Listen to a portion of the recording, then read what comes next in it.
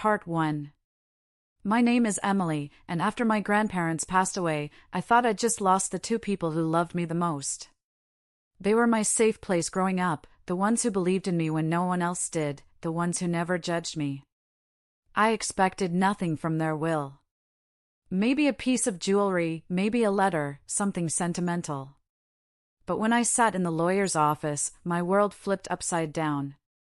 Emily, he said carefully, your grandparents left everything to you. Their estate, their properties, and a total inheritance of $26 million. My heart stopped. $26 million. I didn't even know how to react. I hadn't asked for this. I hadn't dreamed of it. But it was mine. When my parents found out, though, their faces twisted with greed. My mom crossed her arms and said sharply, Emily, you know that money isn't really yours. It belongs to the family. Hand it over. And at that moment, I realized they didn't see me as their daughter anymore. I was nothing but a bank account to them. And I knew this was only the beginning. Part 2. I stared at my parents, my mouth dry. That money was left to me, I whispered, still trying to process it myself. But my dad slammed his fist against the table. Don't be naive, Emily. We've supported you your whole life. UOWES. That inheritance should come to us, the real adults in this family. My mom leaned closer, her eyes cold. If your grandparents had known what to do with their money, they would have given it to us. We're the ones who deserve it. Not you. Her words pierced me like knives. Deserve it? My grandparents had raised me when my parents were too busy living their own lives. They had been there for every scraped knee, every heartbreak, every late-night phone call. I clenched my fists under the table, fighting back tears. For the first time in my life, I saw my parents clearly. It wasn't about love. It wasn't about family. It was about greed. And in that moment, I promised myself I wasn't going to let them take what my grandparents had trusted me with. Even if it meant going to war with my own parents. Part 3. The next morning, I woke up to dozens of missed calls and messages from my mom. Emily, you're being ridiculous. Transfer the money today. Don't make us take legal action. If you cared about this family, you'd do the right thing. Legal action? My stomach twisted. They were really willing to drag me into court, their own daughter. Later that day, my parents showed up at my apartment unannounced. My dad pushed his way inside, pacing around like he owned the place. Emily, he barked, do you really think you can keep this money to yourself? That's our inheritance. Without us, you'd be nothing.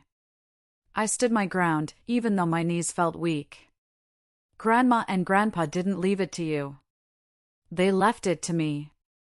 That should tell you something. My mom's face hardened. If you don't give us the money, we'll make sure everyone knows how ungrateful you are. We'll tell the whole family what a selfish daughter you've become. I swallowed hard, my chest tight. They weren't just threatening me, they were threatening to destroy my reputation, my relationships, everything. But what they didn't know was that my grandparents had left me more than just money. They had left me something that could expose the truth about my parents once and for all. Part 4. That night, I sat on my bed clutching the worn leather box my grandmother had given me months before she passed. Inside were letters, journals, and legal documents. My grandmother's handwriting filled page after page, her memories, her regrets, and, most importantly, her reasons for leaving everything to me. In one letter she wrote, Emily, you are the only one we trust. Your parents have shown us who they really are. They've lied, manipulated, and taken advantage of us for years. We don't want them to squander what we worked for. This inheritance is yours alone. Tears welled in my eyes as I read her words. It wasn't just about money, it was about trust, love, and protection. The documents were even more damning. Bank statements, signed affidavits, and proof that my parents had once tried to trick my grandparents into signing over their estate. I realized then, if my parents tried to take me to court, they'd be exposing themselves. The next day, when my mom called again, demanding my final decision, I finally had the courage to answer. "Mom," I said calmly, "you should stop threatening me. Because if this goes to court, the truth about you and Dad will come out. I have everything in writing." There was silence. Then the sound of her breath hitching. "You wouldn't dare," she whispered. "Oh, I would," I replied, and hung up. Part 5. Days passed in tense silence. No calls, no texts. For a moment, I thought maybe my parents had backed off.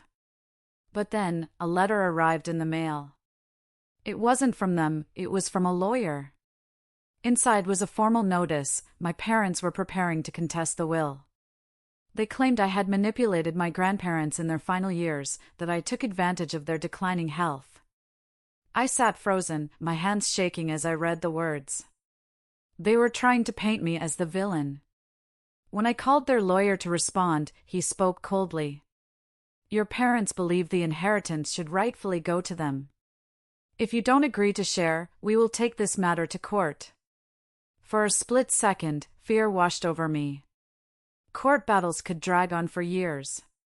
The press might even get involved. But then, I remembered the journals. The proof. My grandparents' voices on paper, their clarity, their love. That night, I stood in front of the mirror, clutching those documents. I whispered to myself. They wanted me to protect this, and I will. No matter what it takes. Because little did my parents know, I had one more card to play. Part 6. The first court hearing was scheduled within weeks. I walked into the courtroom, my heart pounding, while my parents sat smugly across the aisle with their attorney. My mother didn't even look at me. My father, however, gave me a small smirk, as if he already knew they'd win. Their lawyer stood and painted me as a greedy granddaughter. She isolated her grandparents, manipulated them, and coerced them into leaving her the inheritance, he said firmly. Every word was a dagger, a lie meant to erase the years of love and care I gave. When it was my turn, I rose slowly, holding a box of evidence.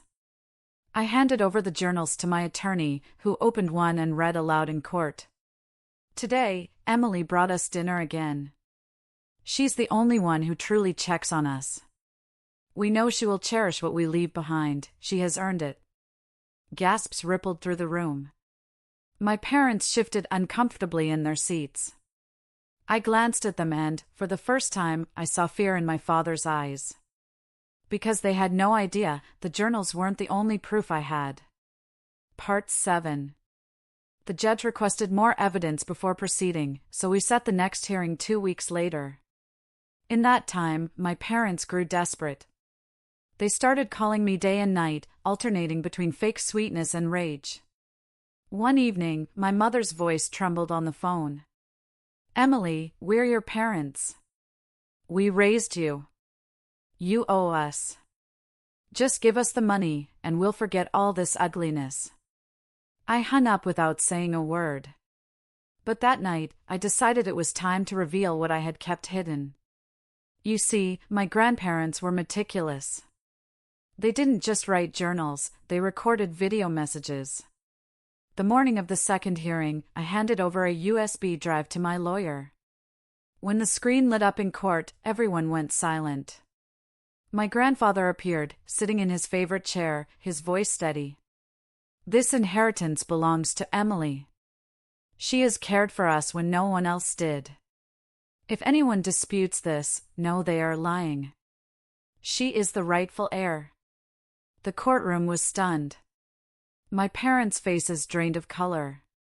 And as the video ended, my lawyer calmly said, "Your Honor, this is their unfiltered truth.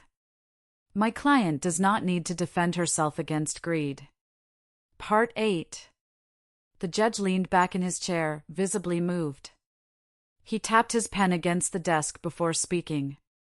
This testimony leaves little room for doubt. The will stands as written. The inheritance belongs to Emily. My parents erupted. My father slammed his hand on the table. This is outrageous. We're her parents. We deserve that money. The judge's gavel hit hard. Silence in this courtroom. This case is settled. I felt a wave of relief wash over me, but then my mother turned to me with eyes full of venom. You'll regret this, Emily. Money won't keep you warm at night. You'll end up alone.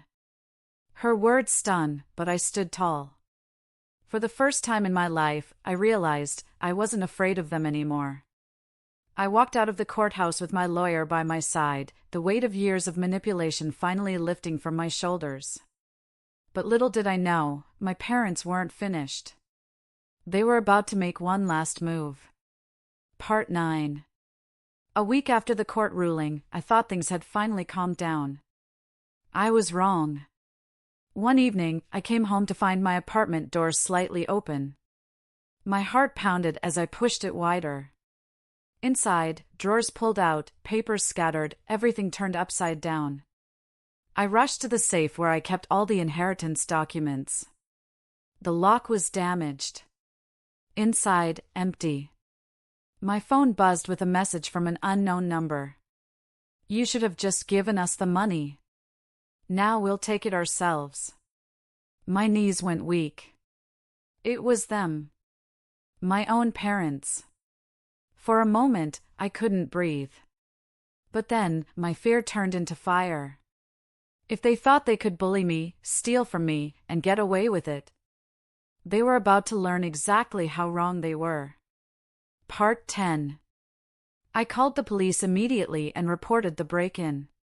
They took my statement, examined the apartment, and found traces that linked the intrusion to my parents.